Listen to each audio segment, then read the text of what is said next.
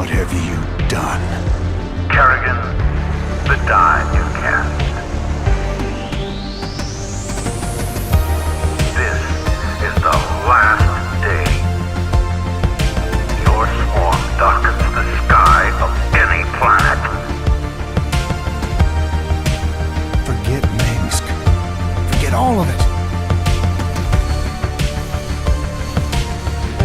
When we are done here, I will return to my people and accept their judgment.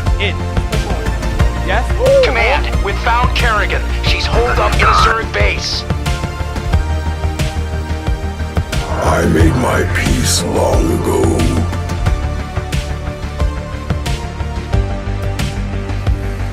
Consider it done. For hire. Indeed.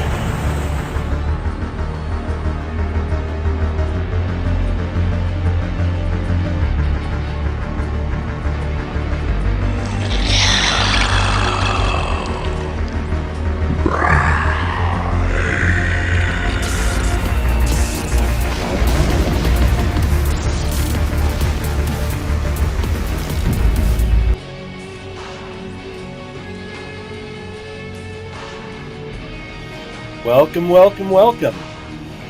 I'm your FSL Commissioner, your good friend Hyper Turtle. We are up for another night of little replays. We are going to be seeing some very high quality matches from our 2v2 Plus, our Code S, and our Code S Plus. And if you're wondering what looks different about me, no, it's not a new haircut, it's a new webcam. Monday was my birthday, and I treated myself, and I gotta say, I don't look too bad in better definition. But enough about me. Let's talk about StarCraft. Well, new patch is out. There have been a lot of changes, a lot of panic involving Cyclones, and who knows, maybe in tonight's matches we just might get a glimpse of those dastardly reworked Cyclones in action. Because we do have one of our top Terran players involved, Vales, and he is going to be taking on, or he already has taken on Neutrophil. We are going to watch the replay of that. We are going to watch the replay of Vales and HurtnTime taking on Secondhand Lion. That is the family duo of Pebble and E.T. Pwn Home. And then finally we are also going to have Gray versus Hacky. And let me bring up what I got here. I would definitely like to start out with Vales versus Neutrophil. And if everyone would like to join me, I think we should have a pretty good match ahead of us.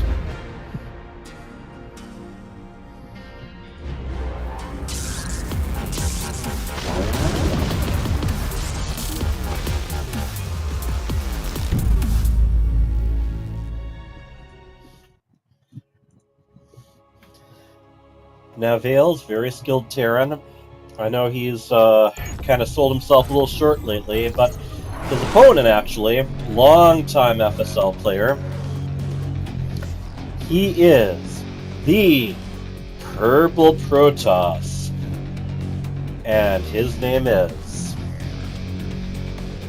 Neutrophil. Would have been fun, huh? Alright. His opponent, who needs no introduction, but I'm going to give him just that. He is the Red Terran, and he is Vales. And I missed the beginning of the conversation, so I don't know what they're talking about, but I guess someone qualified in something. And I also kind of wonder whether Neutrophil is using this conversation as a little bit of a distraction.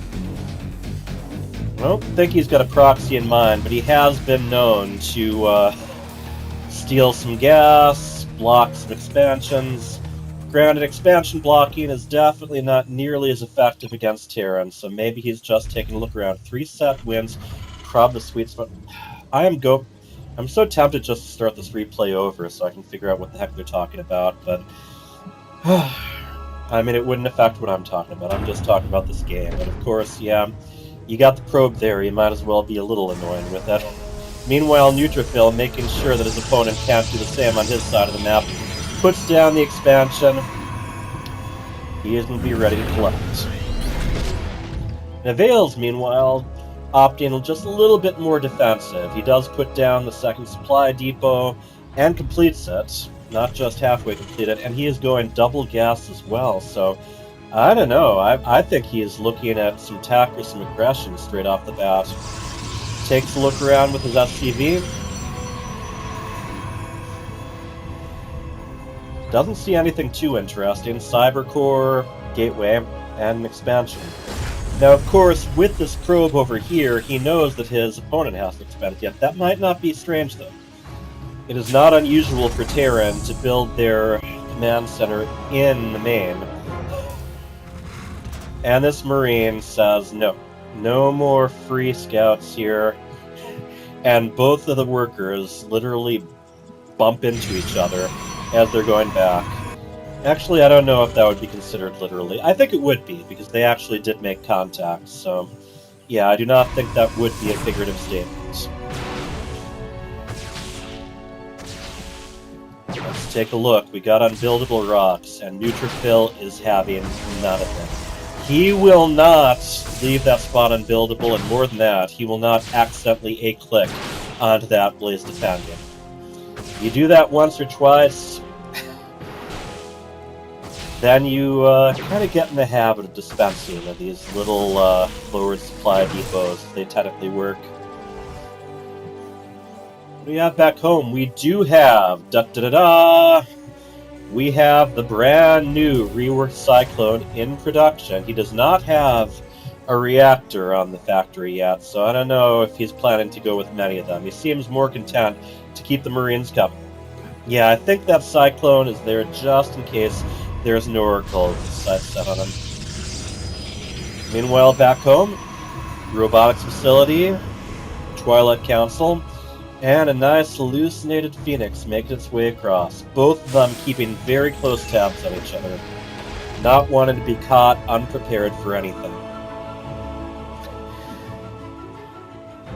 Now the Phoenix coming in through here. That is interesting. He's got all those Marines and the Cyclone on the low ground, but does not have the same kind of defense in his upper mineral line. However, I believe the Cyclone has denied that hallucination vision of all the Marines, so Neutrophil might not know that there's trouble coming. However, he does have 2 shield batteries, 4 stalkers, and what do you call these thingamabobs? The sentry. He has a sentry. So here we go. The new, and I don't know whether or not it's new and improved, might depend who you ask, but Vales quickly turns around. He is not one to needlessly sacrifice. Hey, Greenpire! Minnesota Barcraft representing here, and look at Vales, meanwhile, also making sure that there's no unbuildable rocks in the way of where he steps.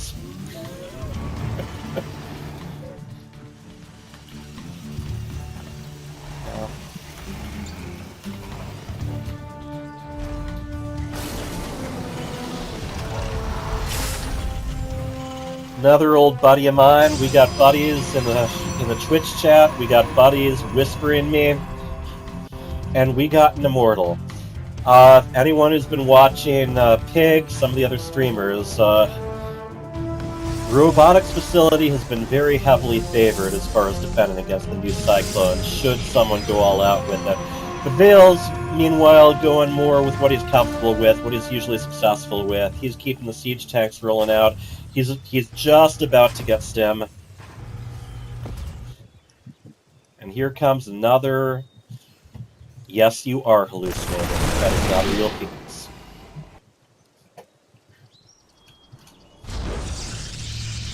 Once again, Neutrophil not taking a lot of chances, making sure that there's 2 shield batteries at each of his bases, or, well, maybe not the main, but hey, you get my idea.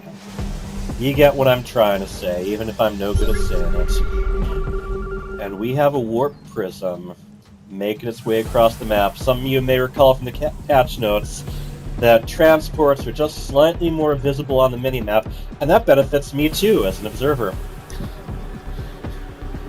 Alright, let's see what he's going to do with that. He has a Templar Archives researching Storm now. I'm assuming this is going to be, yep, Zealots.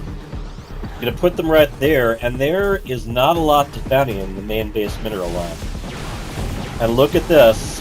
Oh, I haven't been seeing a lot of this, but the, yeah, we have, what do you call them, blockable rocks, collapsible rocks. Just making that area a little bit more constricted for units that are coming through. Vales does not waste much time. There are Marines heading straight into here. However, the first few might be falling quickly. The Zealots not being microed, so they only were attacking Marines. Not a lot of SCVs going down. Still, not a major investment either, just minerals. Warp Prism has no problem getting out. And I am enjoying it, and I am nice and over-caffeinated.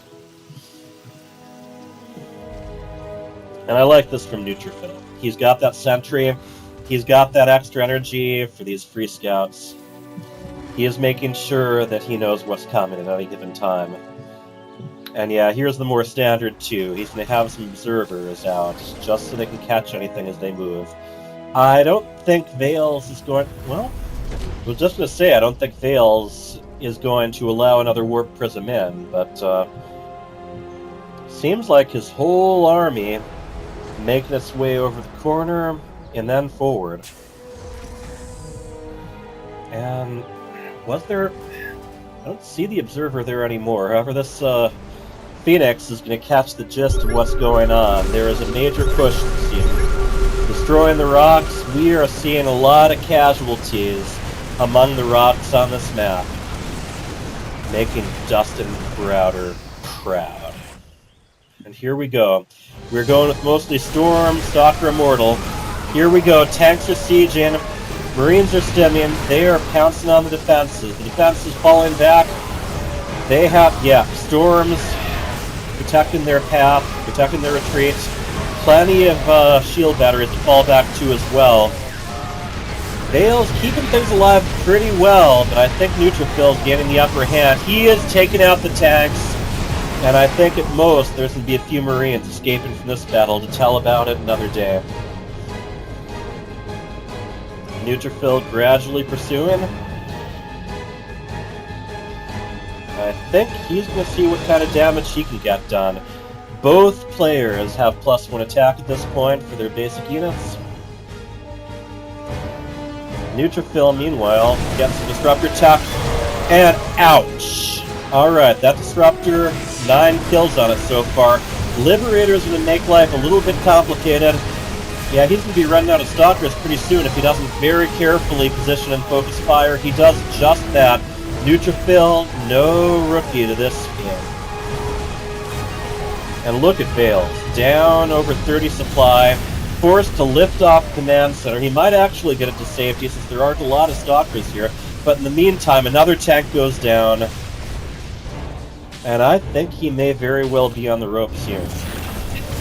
One Stalker gradually tickling that Command Center, but up front, that supply depot wall not lasting very long. The boys are pulled, the Marines coming up behind, less than half supply of his opponent, and Vales surrenders. We have the GG.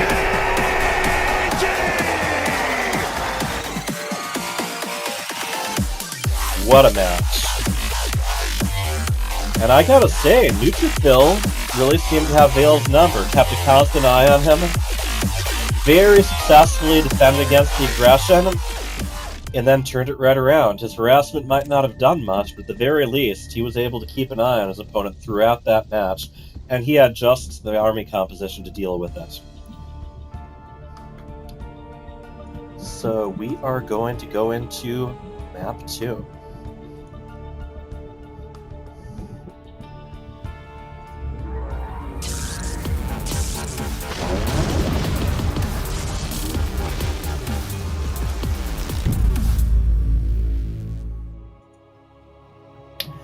Map 2 will be on Ancient Sister, and even though we're using the new balance patch, we are sticking with the old map pool. Okay, best of three, best of three.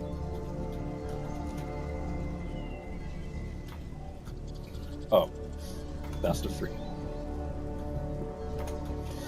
In the upper right, we have the pink Protoss up one map. He is Neutrophil. And his opponent, the red Terran. He is Vales. So here we go. A lot of Protoss like to build the first pylon close to the Nexus or in a spot where it can block off Reapers. But Neutrophil going for the old traditional ramp block, getting the probe in before anything can stop it from moving ahead.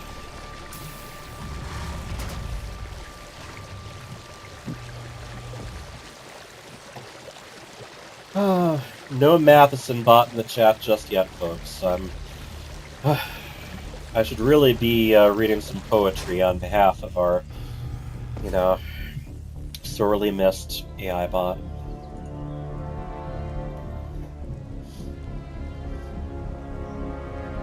We are ready to go.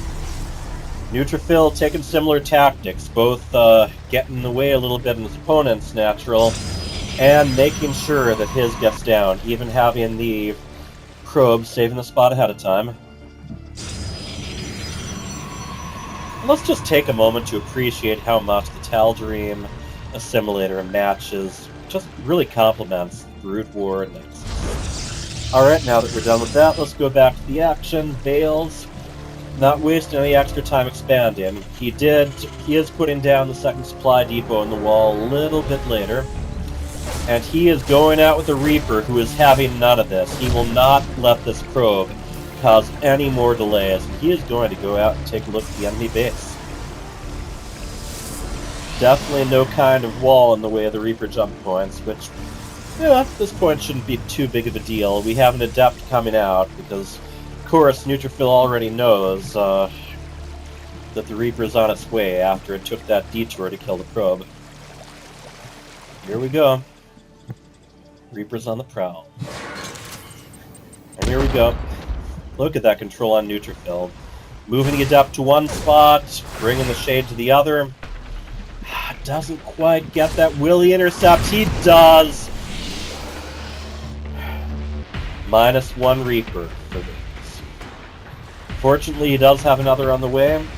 Tech paths, not really being chosen just yet. They're both just getting ready for anything their opponent tries to sneak in.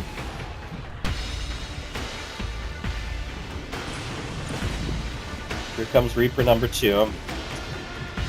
He knows there's Adepts about, so he's probably not expecting to get too much done, but that doesn't mean he won't take a little sampling. One probe does go down, not bad. Not bad at all, especially since he gets... Whoa. And, yeah. Kerrigan goes down. I've got to try a different kind of adhesive hook.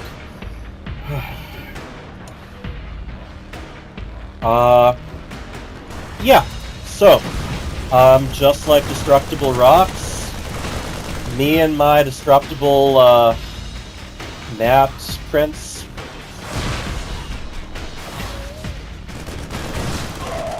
Adept is causing some trouble over here. Earlier today, there was also a test of the emergency broadcast system, which also included my cell phone. So, yeah, I've been a little bit jumpy today. And yeah, 45 years old as of Monday, so gotta be careful with my heart. Let's see back what's going on. Charge is being researched, Stim is being researched. Have Vales moving ahead a bit early. About 2/3, 3/4 of the way done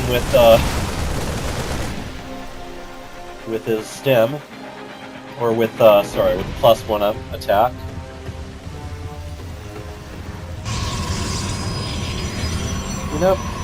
Yep. My other, never had any trouble with the Legacy of the Void map print. Alright, so I'm getting a little bit self-indulgent here. Combat shields on the way. Neither of them taking the third just yet. We have an Adept just ready to meet any Reaper who hops up that jump point. And another ready to meet any Reaper that moves out from the base. However, Vales once again going pretty heavy infantry. Not very heavy on factory though. In fact, let's see. Okay, there is a factory, but boy, very much barracks focused right now. And I think that's something that our friend Neutrophil will be finding out in just a moment. There you go. Oh, here, let's how much does he know? Yeah, he knows there's a lot of barracks, and he knows that his opponent is getting ready to take a third. And with that, yeah, looks like he is very much planning to prevent that third from going down. Tastelope looking on. Just like the probe blocks, Neutrophil really likes to get in the way of Terran structures. That's a lot of infantry saying that they don't think so, though. And, yeah, honestly, Neutrophil, without much in the way of splash damage, still, Vales chooses to fall back. He doesn't have much splash damage of his own, or healing, but here we go.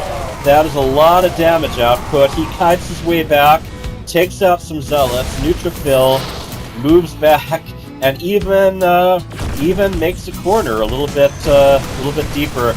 There goes the Protoss undo switch. He recalls, but he lost some fairly valuable units there. Meanwhile, Vales successfully takes the third, although that command center, that orbital, is going to be fairly vulnerable right now. Storm research has begun. We got another Immortal on the way. We have a mine coming out on the other side. And Vales finding a nice rally point to move out. I don't know. Yeah, I didn't think he was intending to split those guys up. Is he going to take the shortcut? He is going to destroy the rocks and get a nice clear path across the map. He is ready. He smells blood, and he is going to take it. Medevac's now here too, but they are very, very low on energy. Now there is a new upgrade for making energy recharge faster, but that requires a fusion core, and I don't think we're going to see that just yet. Here we go. The fight has started. Zealots go charging in automatically, but they meet with a lot of firepower. We do have a warp prism going the other way. I don't think he's going to keep microing us. He has all of his attention focused here. Multiple shield batteries going down, but those Marines move fast, and they can slip right through choke points. I don't think that Nexus will last much longer. However, all of this bio has done a lot of stimming, and there is not a lot of energy to heal them. That Sonic Storm does not hit a lot. And Vales is chased away. Hey! What did that Tastelope ever do to you? Oh, come on. Uncalled for, uncalled for, uncalled for. Anyway, so yeah, Vales suffered some losses there, but he took out a Nexus while he is comfortably mining from his orbital over at this third. And now he has some time to heal up. And look at all that stuff going down. He's got a couple Liberators, couple Ghosts in production. He is preparing to take another base. Oh yeah, and there's that, that's what that Warp Prism was up to once he had a moment to breathe. Still, he's not paying a lot of attention to his Zealots, so they're mostly attacking combat units and buildings. However, these Zealots, along with these Stalkers, have a little bit more freedom. A lot of damage. Terran, of course, gets to fly the orbital away without risking losing it. So what we've had are a lot of punches that have had to be followed by a lot of retreating. Right now, though, Vales has a very clear supply lead. 20 army supply ahead, over 10 worker supply ahead, so in the lead on both. Neutrophil taking one of his classic, vaguely hidden bases. But right now, he's still only about 3/4 of the way making his third, where his opponent is putting down a fourth. Almost completed there. And here come the Marines, Marauders, and Medevacs. The 3 M's. Mines are the 4th M. There's 2 of them somewhere, but I think they are more of in a defensive spot. Here, I think I... Yeah, oh, no, they're with the army. Never mind. Gotta love these observer tools. Another thing that Vales is ahead with is he has 1-1 in his upgrades for the Marines and Marauders, and I guess the Ghosts technically too. So basically ahead in every way. Neutrophil trying to get a bit more splash damage out, seeing if he can get another one of those really skilled disruptor hits down. And Vales, with his extra orbitals, is able to just keep a very close eye on all of the routes to his base. And be able to scout ahead for his army, not putting them in harm's way. Here we are, almost 40 supply ahead. And, I mean, there aren't even any shield batteries close to the army, so I don't like Neutrophil's position here. If this biopound, yeah, just took out a warp prism, they gotta go uphill. We need some really good storms here if we're gonna do anything. And there are the Liberators cutting off the reinforcements too. Vales very skillfully controlling the battlefield.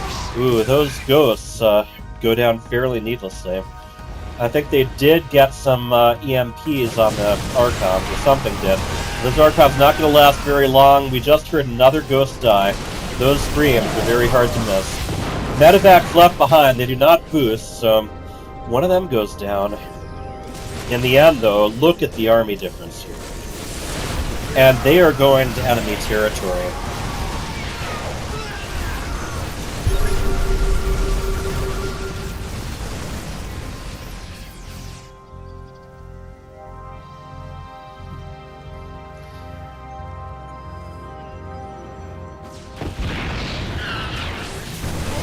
Oh, look at... Oh, nice. However, there's only 2 of them. Oh, and again, Neutrophil with amazing disruptor hits. But at the same time, with that kind of supply advantage, you can afford to take the Purification Nova. Or 2, or I don't know how many. Look at that. 100 supply lead. This is really just a matter of time. That Liberator just making sure that no Nexus gets built, and I don't think that those Templars will save themselves as Archons. We have triple battery here, so... But not a lot for them to recharge. Look at the Liberators going down, not a lot that Neutrophil can do in every manner. Yep, every manner we have.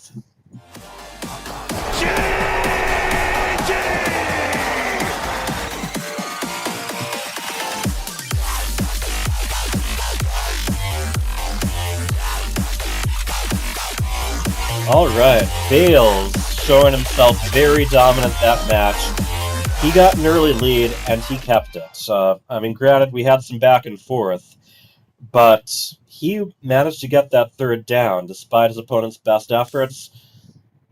And, yeah, he kept it, and he kept denying Neutrophil the 3rd until the supply difference was just too much to manage. Alrighty. We are ready for Game 3. On Royal Blood.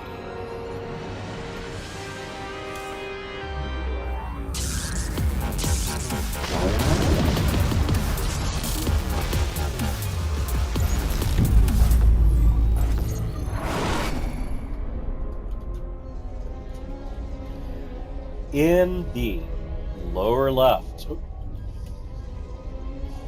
In the lower left, we have our pink Protoss. He is Neutrophil.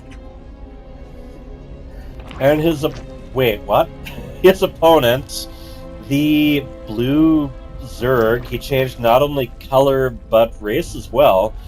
I did not expect that, but he is Vales. And I'm very curious. I'm not sure if I've seen Vales play Zerg before. I wonder if he's got something very specific planned here. Well, here's something specific planned. He puts down a very early spawning pool. And Neutrophil getting a nice look at it. Neutrophil, I'm sure, is no stranger to being rushed by Zerglings. He is putting his wall down out front, and putting down both gateway and forge. So I'm curious what he's going to do here. Are we going to see a pylon from the scouting probe? Yeah, I don't think so, but very curious what we are going to see. Vales likely to research speed momentarily.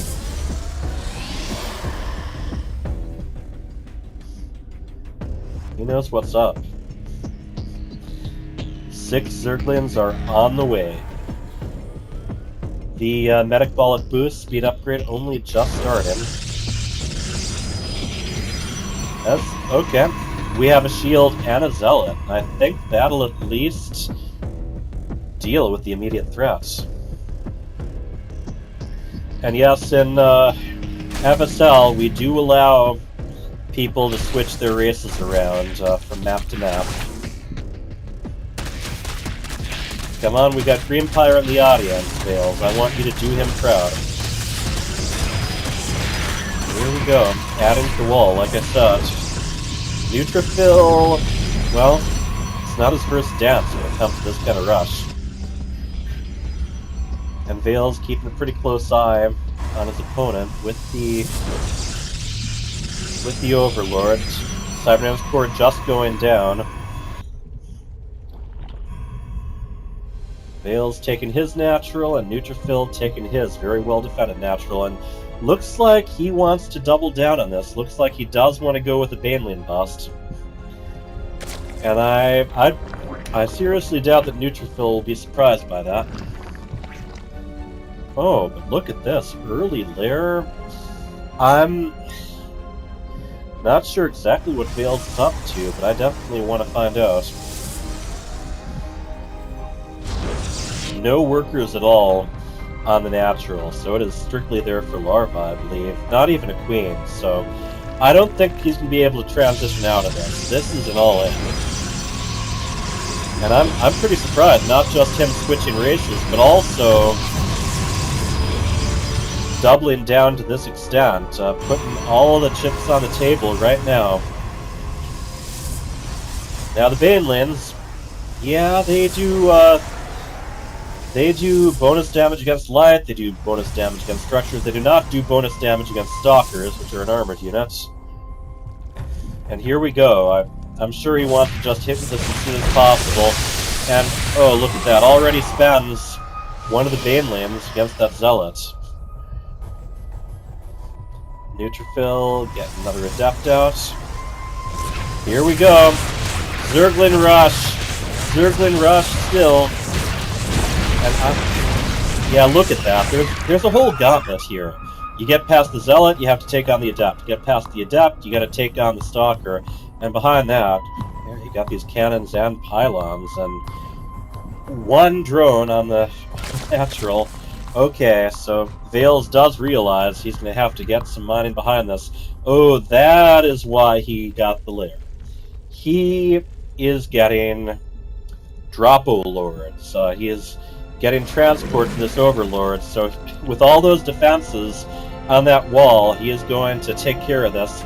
There's been some minor touch-ups with the Overlords to make them a tiny bit more micrable, especially if they have the drop upgrade, so that they can stop and, hit the brakes and hit the gas a little bit more.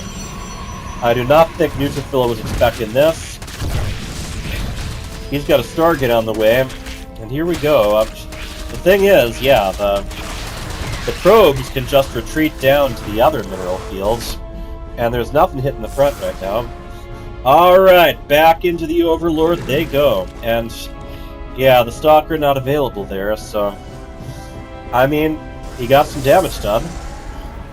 And denied some mining as well. And here we go. Still, and Vales now with a Spire. I don't know how well that's going to do with how little mining he has going, though. Oracle on the way. Look at Look at Neutrophil, that excellent micro, making sure that the Zealot and the Adepts are right there to greet the Zerglian as soon as it pops out. I think that's supposed to be fairly a cross between some profanity and some LOLing. I really don't know. I know what RIP means. So, I mean, a couple very well executed and dedicated choices. But Neutrophil was ready. Oh, here, I have to pause for a moment.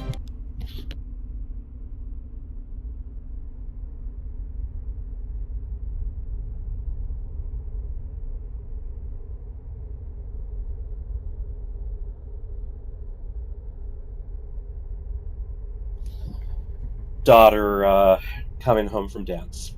Anyway, where was I? So, yeah, the initial rush, Neutrophil was more than prepared for. The drop, he was not prepared for, but there was really only so much he could do. I'm actually surprised there were no Banelings involved with that. And over here, yeah, he's got his own proxy. Vales gradually running out of options, so he has both a Spire and a Hydralisk down, and look at this, 7 kills, 8 kills on that Oracle, 10, 11, 12, 13, 14, 15, 16, 17, 18, 19. Doesn't quite make it to the 2-0 mark, but that Oracle got a lot done against an opponent that didn't have many workers to begin with. That drop Overlord getting taken down. Neutrophil, again, at almost double supply. As I said, Vales is running out of options. I think I've lost to Uck now, and then kind of cross-eyed smile thingy. I mean, he's not wrong. There's a lot of evidence that Vales may have lost by this point. 49 supply to 85. Yeah. I mean, you got the Hydralisk. Adepts do bonus damage against them, though. Upgrades. Not a lot of upgrades, so yeah, the Adepts do not have blades, but yes, we have the GG, and that, ladies and gentlemen, is a series. Oh man, I'd love to talk to Vales about some of the plans there. I really I mean, obviously, with the switch to Zerg, he was planning to end the whole thing as early as possible. But I think anytime you have someone who usually plays as one race switch to Zerg for a final match, it's going to be in your mind somewhere that, yeah, he's probably going for a Zergling rush. So, like I said, Daughter is about to be dropped off from dance, so I'm probably going to have to be there to answer the door. Vales, Neutrophil. We're going to be doing Secondhand Lions versus Valhurt very soon, but I think before then, probably just give you something to watch for a few minutes.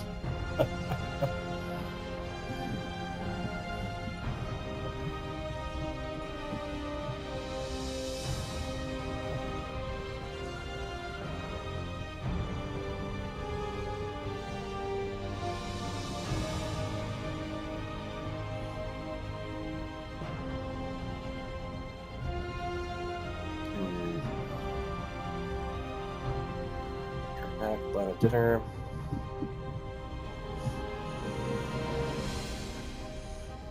Oh well, we never get enough of this stuff. In the FSL next week. Thank you.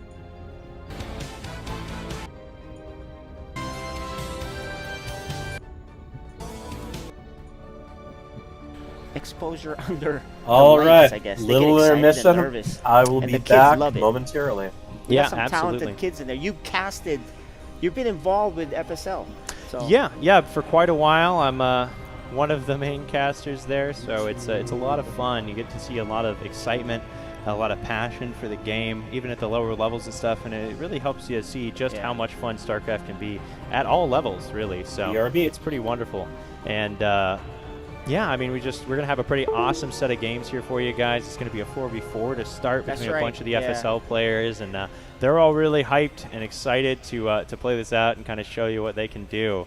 So a lot to look forward to. We have different formats too. It's like not just one-on-ones, but team games, and that was a lot of fun. The 2v2s, right? Yeah, the 2v2 league. I think a lot of people were very interested in that. Just had a lot of fun with it. Being able to just have someone to collaborate with and bounce your ideas off of and be like, we could do this and you can do this and everything, and have someone to talk to in game. I think it helps keep you a little bit, you're calm, you're chill, you have someone just kind of banter with. It helps keep you focused on the game and just having fun and not getting too nervous. So. All right, well, have fun casting it. You know the players. You've casted them many times. Yeah, so I think we're going to take care of that. Yeah, we'll play a little video just to give you a quick introduction to our 4v4 players here. And then we'll be hopping into the game shortly. All right. See you guys.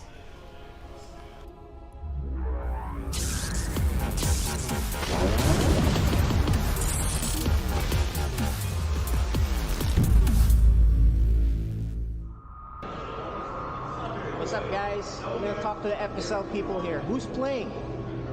Hello, my name is Little Reaper, and I played Protoss, and I've gotten Platinum 1. Nice. Hey, I'm Tian Pong. I play Protoss, and I'm Gold 3. Well, I've achieved Gold 3. Nice.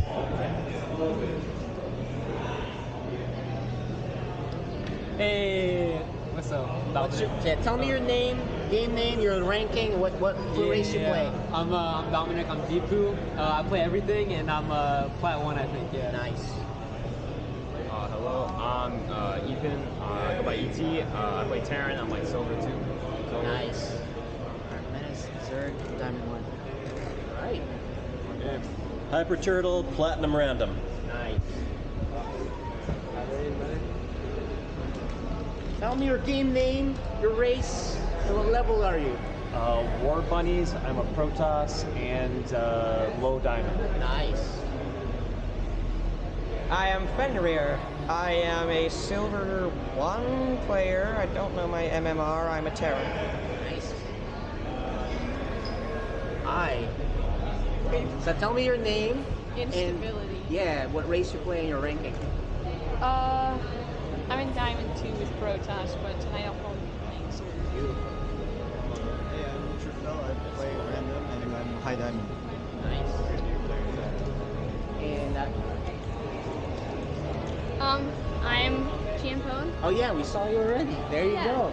And this is ET. He's gonna be casting. Howdy. All right. And that guy is Caliber. He'll be playing later too. And that's our FSL group. We'll see you guys in a bit.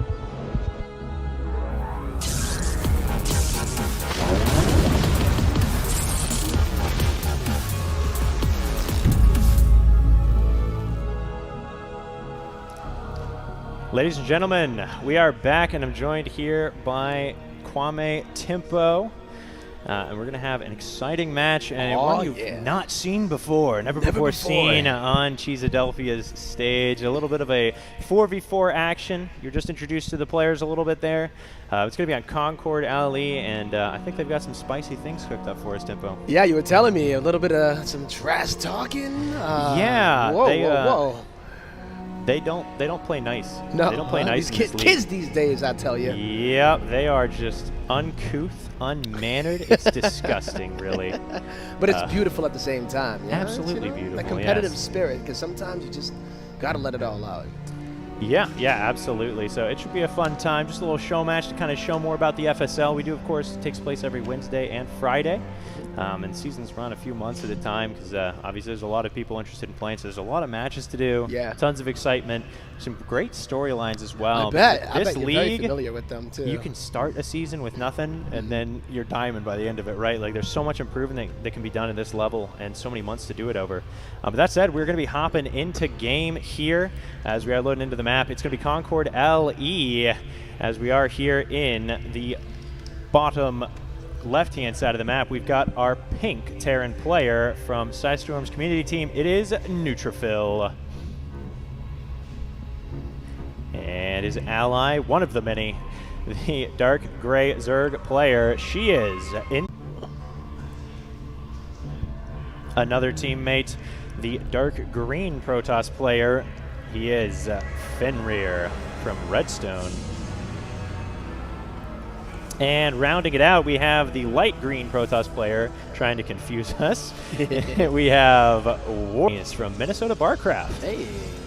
So that's going to be Team ET, okay? And on Team Tempo in the top right, all right, we got here on the right-hand side, give it up for the orange Terran player, T to the fourth power. And a little bit above on the red, rocking the red trunks, it is the Terran player, Hyper Turtle, with that Minnesota Barcraft as well. And in the north-hand side, it is our pink Protoss player, D-Poo. Is that how you say it? Yeah. All right, D-Poo it is. And to round out the most amazing team, obviously, that's playing Team Tempo, it is our yellow Protoss player, Dark Menace. Yeah, so a lot of players to keep track of. We're going to do team colors to make it a little bit easier on ourselves, I think.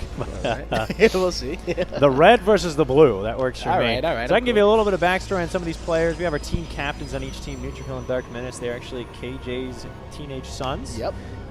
So some pretty talented kids there. Usually vying for that top spot in the Code S bracket, the diamond bracket of the FSL. The only competitor that really gives them a run for their money so far is actually none other than Instability. I saw her playing yesterday. Yeah. She did pretty well, right? She did decently. I mean, almost. Just needed to win, I think was the big difference there, the key difference. But my little sister, she's climbing up in those ranks as well. A strong Protoss player usually, but playing a little bit of Zerg. So I think the players are planning on being a little bit aggressive. Okay. And she doesn't know how to do that as Protoss. Oh, well. Hop into the Zerg I'm sure there's a lot of people here that can help her with that 100%. Yeah, absolutely. It is NA StarCraft after all, so I'm sure there's help galore. DPU and ET, a couple friends as well, and then we made mention of Hyper Turtle and War Bunnies being both in the same Minnesota Barcraft clan. They're good friends as well, and so of course leaped at the chance to be on opposite teams so they could annihilate each other as best they can. Well, things are getting a little bit crazy already here, ET, as we have a Ghost Rush with Cloak. Oh, yes, we've actually seen this in the 2v2 division. Dark Menace and Neutrophil played as a team there, and one of their favorite builds was doing a nuke rush. Double nuke, typically. Oh my god, yeah. Second Ghost Academy, too. Yeah, so it is going to be double nukes coming out. We got a nice early Baneling Nest as well, right? So a lot of aggression coming here. I'm assuming that cannon is for defense, so, right? You get your teammates to go out on the battlefield, get some craziness done, but then you have a bit of defense at home in case, of course, there's some shenanigans on the other side. Yeah, and these players, obviously, they range from silver all the way up to diamond. So there's a lot of MMR difference here. So it's one of the beautiful things, though. We do have individual leagues for each level, but actually, we just saw a Phoenix hallucination, I think barely getting the scout on those ghosts. Of course, at this level, we do have to have a little asterisk of seen, but maybe not noticed. Doesn't mean that you saw it, exactly, right? As the Ghost Academies were a little bit in the back, and the ghost doesn't remain there on the map for you to look back in 5 minutes when you remember you scouted and see. So we'll see if they're aware. Of course, seeing that Neutrophil is obviously is a main race Protoss, that may already be a little bit of a tip-off. One in advance. All right, there's nuke number 1, ET. Nuke number 2 of the map. That's like where we are, like Philly, right? We got to be careful here. We might, yeah, okay. Yeah, got to be careful. Spotted. Big nuke. Does manage to get mostly out of there. A few SCVs going down, but nothing. Oh, no! And they spotted one of them, and of course the second one there. Didn't realize that there was going to be a second. 21 SCVs are going to be gone. Very nice indeed. Erased. Ouch. That hurts. You felt that one too, right? Yeah, that hit me in my soul. Of course, they do have Blink Dark Templar tech coming up, maybe looking to get a little bit of counter aggression done, and those Dark Templar, there's a lot That's of a lot them of TTs, wow. on the opponent's side of the map. Instability, she's sort of aware of what's going on, but there's no detection. However, there are Banelings. could manually detonate. However, that's a little bit That's much risky. as a whole bait be able to get him out of there pretty much for free. Of course, Dude. one ghost still in there, dropping it. I Already know, took out his poor med mineral Hyper-Turtle. line. He's gonna lose the other ones too. And kaboom! Boom, baby. Does go down. Yeah, I mean, to 20. Hyper-Turtle. Hyper-Turtle is probably hyper pissed off right now. Yeah, no hyper kidding. angry. Goodness gracious. As they are moving across the map now, that is a significant force out of blue team. Definitely could still get a lot done here. As Deepu dropping some additional pylons for Warpins, I suppose. Yeah. And the Terran coming out as well. Void Ray's coming out for Team Red, though. I saw the Void Ray speed in production as well, and I also believe I saw Spire in production. So we'll see if you know, losing that base will still allow. Oh no, that was actually the other player. So. Yeah, I think Instability has Aspire, but has lost a lot of Overlords that were out on the map, so has been hyper supply blocked since the last couple of minutes, really, since the Aspire picks up. Actually does come in with Mutalis, but as a Protoss player, didn't quite understand that that's not how that works. Void Rays do come in, they got a good high ground position, but this is a big army out of the blue team here, pushing in. Psystorm drops on mostly buildings, but still nice to have. And, man, a big, aggressive swell. Beautiful to see here. A nuke does start. Oh, my God. If that nuke lands, it could change the whole direction of this game, and it's coming close. Oh, my God. Just a couple moments, and here it comes. The nuke will land! The blink at the last second was incredible there, too, but still a lot of units went down. Like, the bio got erased. Holy crap, this might actually be holdable just off of that nuke. Yeah, that was so much damage coming down. Gonna try again. Of course, there's not very many units besides Ghosts, so if the nukes don't land, there's not a whole lot to be done. But Definitely Instability nice has quite out a of the few way. units here. Right at the top, they've been waiting at the top of the ramp, and honestly, Another big tanks are nuke scary. gonna land. Whoa! Once again. I can't right now. ET, that was amazing. That what was the defense of a century. That was incredible out of Neutrophil there. Those nukes coming in clutch. However, an Instability could just spend that 2,000 minutes. Okay, we are back. Everything looking good. Next up, we have Secondhand Lion versus Valhurt. Make sure this is actually going through.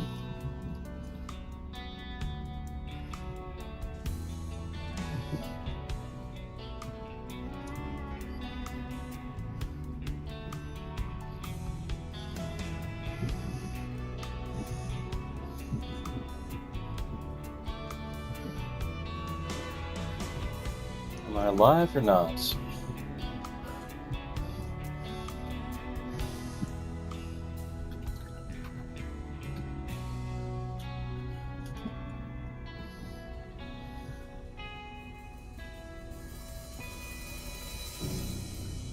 a lot of lag with my view of it, so come on.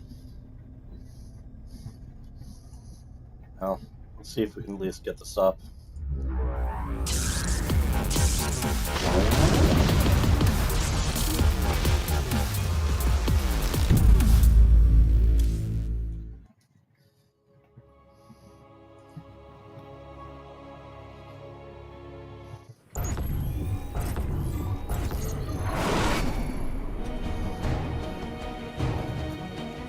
Alright, we are into our team match.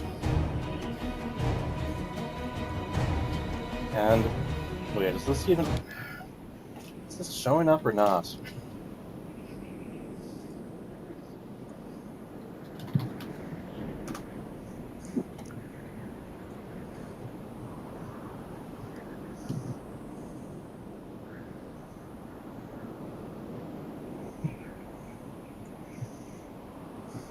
So I am still just seeing the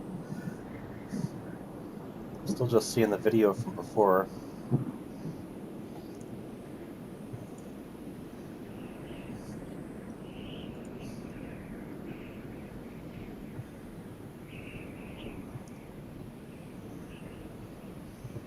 I don't know if something was delayed or what. Yeah.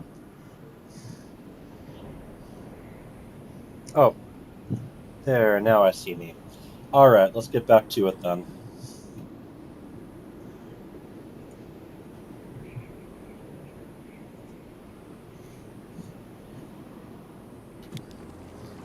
our team match, 2v2.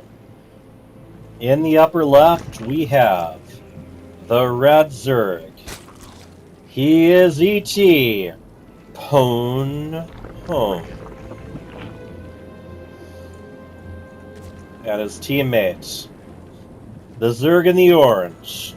He is Pebble. And together they are Second Hand Lion. Now their opponents. First, the Purple Terran. You just saw him in action before. He is Vales. And his teammates, the Light Blue Terran. He is HurtnTime. Together, they are Vales. Now going back to the Zerg bases, we have 2 Zergs versus 2 Terrans. Interestingly, E.T. Pone Home kind of taking his time taking expansion, whereas Pebble takes a more normal natural. So I think we are going to have E.T. hitting with a lot of Zerg as early as possible while his teammate builds up a little. Overall, not always a bad strategy. However, this is going to be, for one thing, they know it's coming. Also, Terrans are pretty good at walling off, especially at a little ramp like that. So as long as they're ready, they should be able to hold this just fine. I don't think it would set them back too much, especially since ET is just expanding now.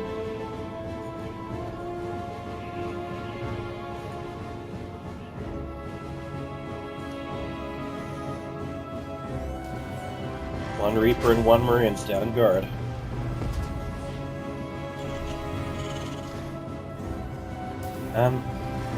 Okay. Vales has command center on the high ground, ready to float down. Looks like HurtnTime is still waiting on that.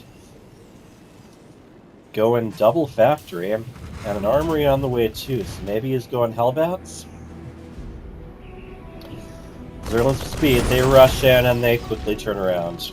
Good reflexes on E.T. Pone Home. One Zergling gets a little singed, but he'll be alright. This is a video game where injuries do not get in the wheels. Pebble, already moving on to Hive Tech. Just a few workers in his natural, though.